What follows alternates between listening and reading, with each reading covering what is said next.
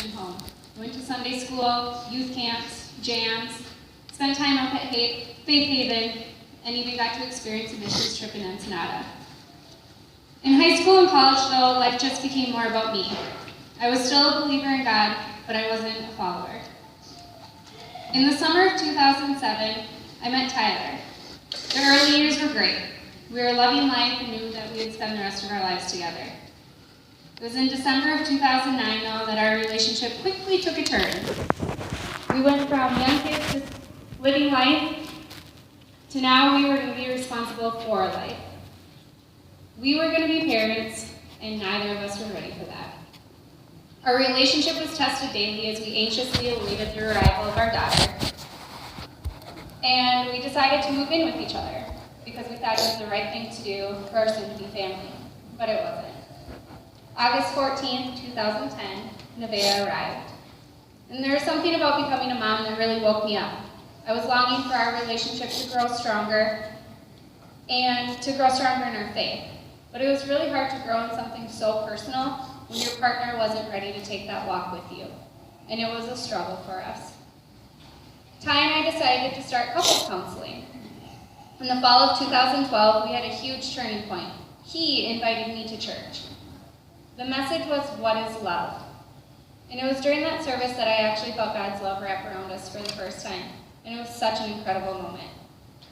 We attended a few more counseling sessions, but never returned back to church together, except for Christmas Eve. I wanted to continue to grow in my faith, but Ty, he fell back into his ways, and life just happened. On January 10th, 2013, I received a phone call that forever changed mine and my daughter's life. I haven't cried at all today. But Tyler was tragically killed in a car accident. I was now faced with a huge decision. I could wallow away and have self-pity and play victim, or I could muster up the strength and just continue to move forward. A huge part of me wanted to shut out the world in hopes that I'd wake up and this would all be over, but it didn't happen that way. I was being pulled in every which direction, moving back into my parents' house with a 2.5-year-old, trying to plan a funeral, and just wrap my head around how to protect my daughter. For months, I just kept telling myself that everything would be okay and that God had great things in store for us. I was just too scared to think otherwise. People asked me how I had the strength to keep moving forward, especially in those first few days and months. And there's really only one answer, and it was my faith. It was during that time I found myself surrendering more and more to God. Like John said, some people pull away from their faith during times like this, but I sought him out to help get me through the hardest and scariest days of my life. Music was when I got most of my signs, fueled myself with the words that spoke such hope and promise. Another huge source of encouragement was reading the daily blessings from Susie Larson. They spoke directly to what I was going through during those uncertain times, and it was just crazy how she knew my life. But God was using her to speak to me. About 9 months following his accident, I made the decision to completely surrender myself to God and let him lead the way. There was so much that I needed to figure out with raising a 3-year-old, and I could not do it by myself. That first year was a blur. I was numb to the core most of the time and just going through the motions with a smile on my face. But I was dealing with some unbelievable amount of anger towards Ty for lying to me about working late that night and then choosing to get behind a wheel. I struggled through the pain and the negative feelings silently for the most part because no one else understood that type of pain that I had in my heart. I was really hurting.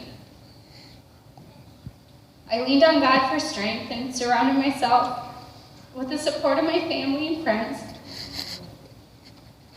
and just focused on the positives. And in the midst of all the chaos, I could feel God's presence working in me and through me. And year number 2 of Life After Loss was a very significant time. I felt different. I was ready to start living. It was time for me to open up my heart and live out that life that I knew God was preparing me to live. I decided to spend a lot more time focusing on my mind, body, and spirit. And it was crazy how some home workouts and time spent in the kitchen and time spent with my fit family became a source of therapy. I was able to channel and sweat out some feelings. I met others who are faith followers who have challenged me in the best ways possible to just trust God's plan. God was healing me.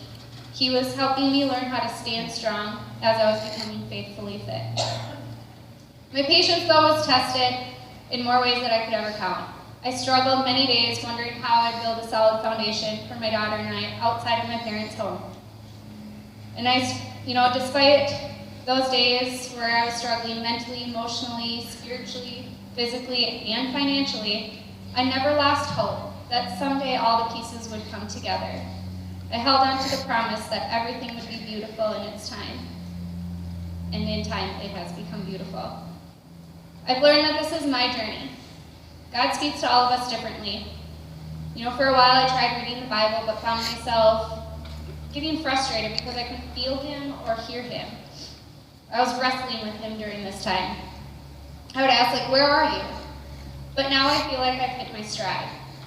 My mornings are my faithfully fit time. I do a daily devotion. I journal in the morning and write out my prayer and just ask God to guide me throughout the day. I still go to Susie Larson for her morning blessings, and then it's time to get to my serious sweat session as I jam out to some worship music.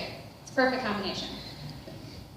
It's been 2 years now since I started this holistic journey, and during this time, I've certainly felt God working in me and through me. He's merged my two new passions of faith and fitness together to help reach the hearts of others.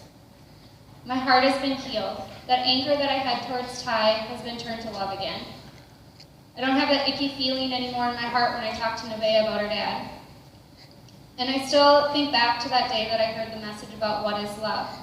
And I'm so grateful that I can share love-filled stories with Nevaeh about her dad and the three of us together, and now our journey after his passing. But most importantly, I'm so grateful that I can share the love that God continues to provide for us. I might not know the exact reasons why Ty was taken from us, but it was during this time that God was showing me why I am still here. Nevaeh and I are here to live life, to experience his grace, and to share how mighty and powerful he is, to be a testimony on how we can all be saved if we turn our trials into triumphs, surrender, and open our hearts to let him lead the way.